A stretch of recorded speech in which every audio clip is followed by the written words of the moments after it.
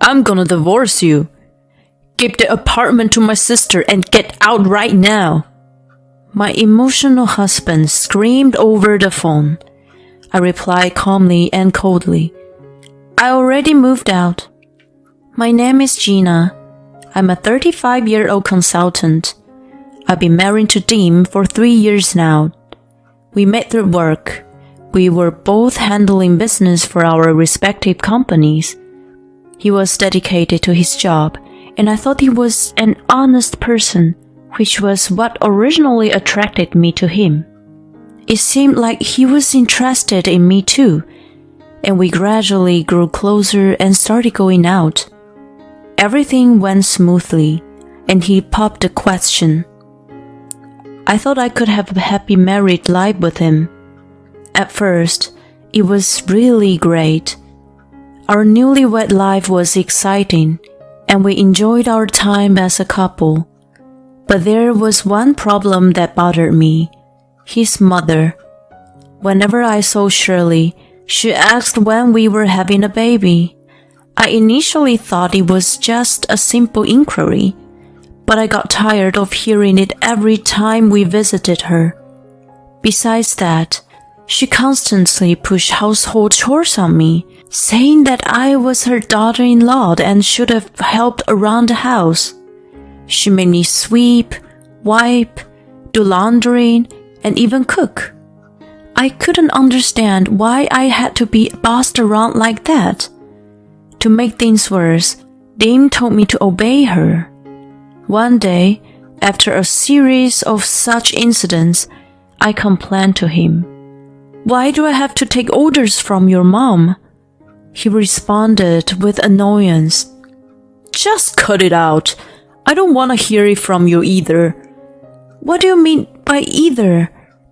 I get asked about grandchildren and she says you haven't been educated well enough as a wife. Besides, she's the one who covered the wedding expenses, you know. You should listen to her, okay? What are you talking about? It's the first time I heard about this. When we got married, he had told me he'd covered the wedding and had paid about $20,000. I was impressed and thought he was a responsible person to have such savings. But it turned out he had just taken the money from his mother. I was completely disillusioned. You should have been honest from the beginning. Sorry, but I was worried that if I mentioned it, you might dislike me. I found his behavior dishonest and questioned his character. We owe her a lot, so please be nice to her.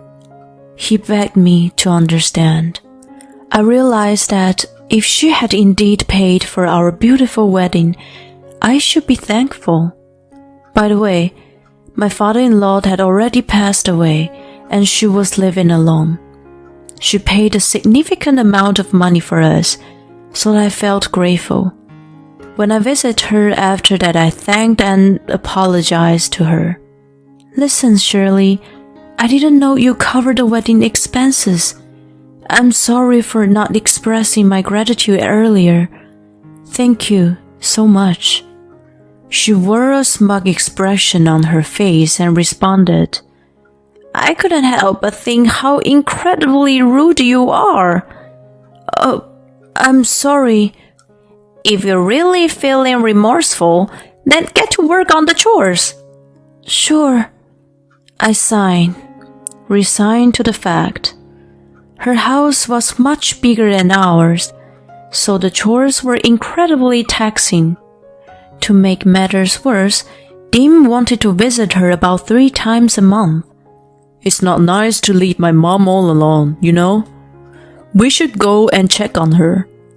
I started to feel like there was no need for me to accompany him every time. When I brought this up to him, he was adamant that we go together. It showed that we're a close couple. She can interact with me while you help her with the chores. We can divide our task efficiently, so it's better for both of us to go together. Seriously, it made no sense to me. I thought he should take up on the chores then. However, he seemed convinced that he was right and didn't consider my perspective. As a result, I found myself in an unpleasant situation a few times every month. Oh boy, Gina, you're really not good at cooking. I wonder how you managed to make everything taste so terrible. Well, everything tastes bad compared to your cooking.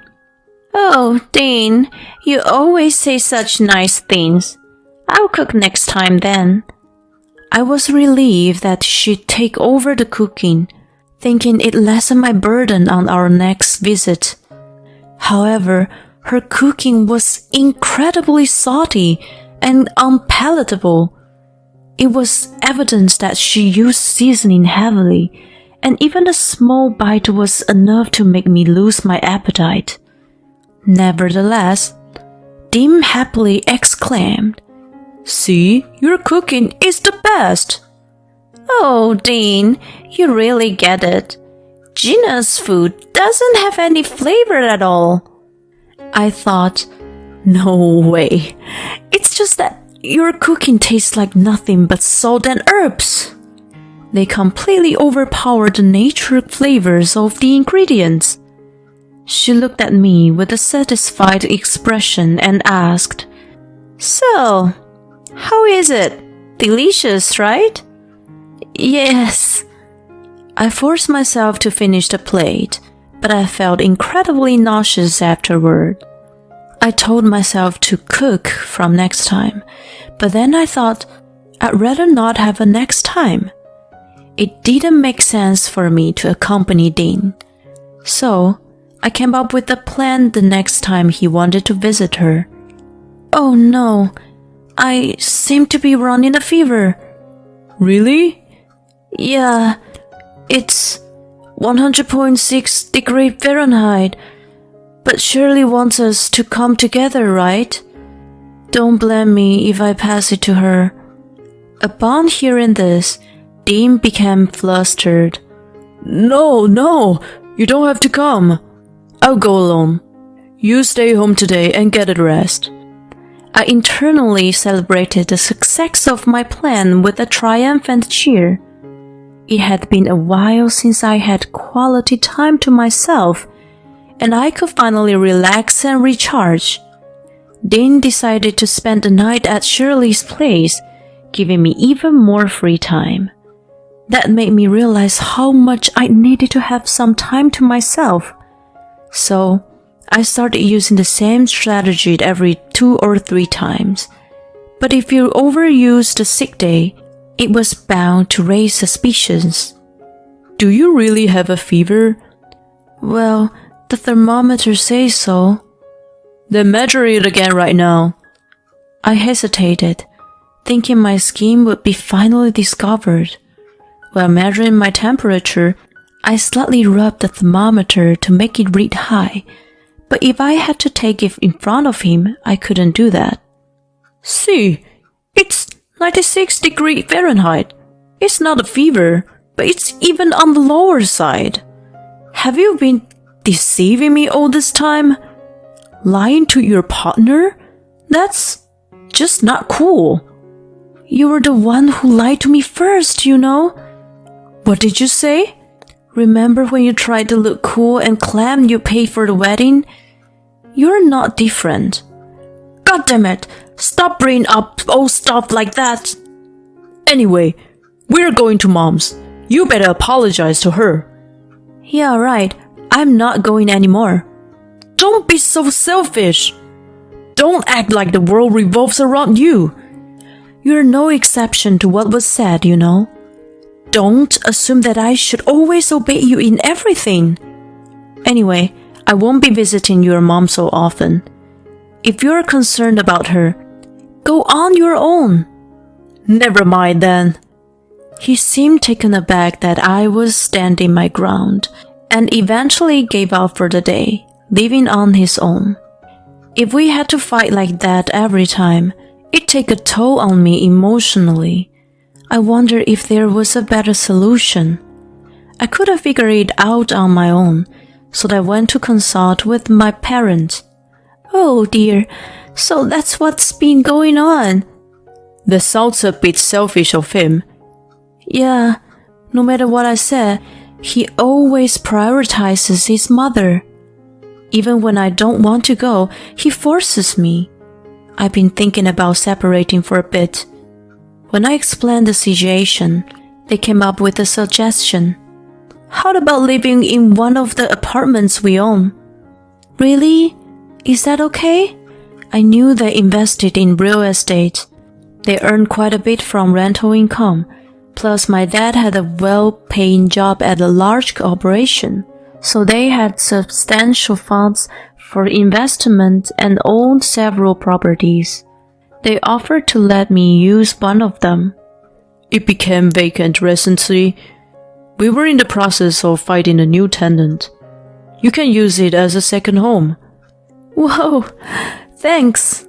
I immediately moved the essentials to the new apartment. I bought some appliances like a fridge and a microwave and some low-cost furniture. I had been so frustrated with Dean that I decided to live separately for the time being. While he was at Shirley's place, I left a note saying, I won't be back for a while, and left the house. As expected, he bombarded me with calls, but I ignored them. After about a week, I was shocked to see him waiting in front of the apartment building. Why are you here? You're having an affair, aren't you? What are you talking about? There's no way. Then whose apartment is this? I've been following you and seeing you return here every day after work. You're an only child, and your parents live in the house, right? So the only explanation is that you've been going to some other man's place. I was completely disgusted by his behavior. That's so creepy that you've been following me around. It's your fault for suddenly leaving me. I'm renting this place by myself. It's just me here. Don't try to feed me such an obvious lie. Then why don't you come inside and see yourself? I reluctantly let him into my apartment. There was no evidence of another man living there. He searched the entire place, but found nothing. It seemed he finally believed me. Why did you rent this place in the first place? Why don't you ask yourself that question? You should realize how carelessly you've treated me all this time. What? I've been considerate of our life together. What about your mother? You tried to force me to visit her even when I didn't want to. Did you ever consider how stressed I was? She has always been kind to you and tried to teach you how to handle household chores. Kind? It's ridiculous to interpret her behavior as kindness. She's been bullying me. She wouldn't do that. If things haven't changed, then get out. There's nothing more to say to you. I firmly told him to leave. He was shouting, but when the next door neighbor complained about the noise, he hastily left. I was freaking out that he had discovered me, but I couldn't back down. I decided that I wouldn't return until he showed genuine remorse and committed to changing his ways. If things remain the same, we should just get a divorce. Just as I was thinking that, he did something totally unexpected. One weekend, he suddenly showed up at my place again. What's more, he brought his sister with him. What are you doing here, Kathy? Whoa, this is quite a nice place. She casually walked in and inspected the place. I told you it would be perfect for you. Dean followed her inside. What's going on? Why did you bring her here? I didn't have a good relationship with her either. We only saw each other during holidays, but she had always been critical for me, often joined Shirley to making my life difficult. So I didn't have a favorable impression of her. Okay, I'll take it. What the heck does that mean? I mean, I live here. I'm moving next month, so please take care of things. Oh, and the rent as well. I was utterly baffled. You moved out of here and live with Mom and me. Are you kidding me? I've decided to move in with Mom. So stop being stubborn. Come home and start packing. I'd had enough. There was no point in being a part of the family with them. I had made up my mind to get a divorce, so I remained silent. They must have assumed I had agreed. They had left with smug expressions. After they were gone, I took immediate action. I explained the situation to my parents and decided to move out. To avoid being followed again, I also asked my office to follow me to work remotely. My parents swiftly handled the situation and found new tenants for the apartment. The location was excellent, and it was a spacious and clean apartment, so they quickly found someone to move in. I then found a new place to live in a different area from where Dean resided.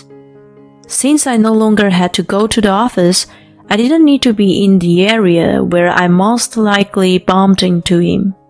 I completed all the necessary procedures in no time and was able to leave alone safely. Soon enough, Dean called me incessantly. Hey, where are you now? I told you to come back, right? We're supposed to move in with Mom, so hurry up! We still have so much to pack. He angrily shouted. Too bad. I won't be living with you guys. Why should I have to live with someone who bullies me? Then I told him this. He lost his temper. Stop messing around. How selfish can you be? I'll divorce you, you know. Give the apartment to Kathy and get out of there right now. He was worked up and screamed over the phone. I responded calmly and coldly. I've already moved out. I've been living somewhere else. He must have been surprised and calmed down a bit. You should have told me that sooner. I'll let her know.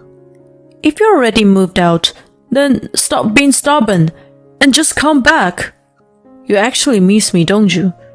I was amazed by his optimism. I don't know what you're trying to say, but I'm quite busy right now, so I have to go. Then I ended the call. I intentionally avoided any further contact for a while. After some time, I got a frantic call from him again. Hey, what the heck is going on? Why is there already someone else living in that apartment?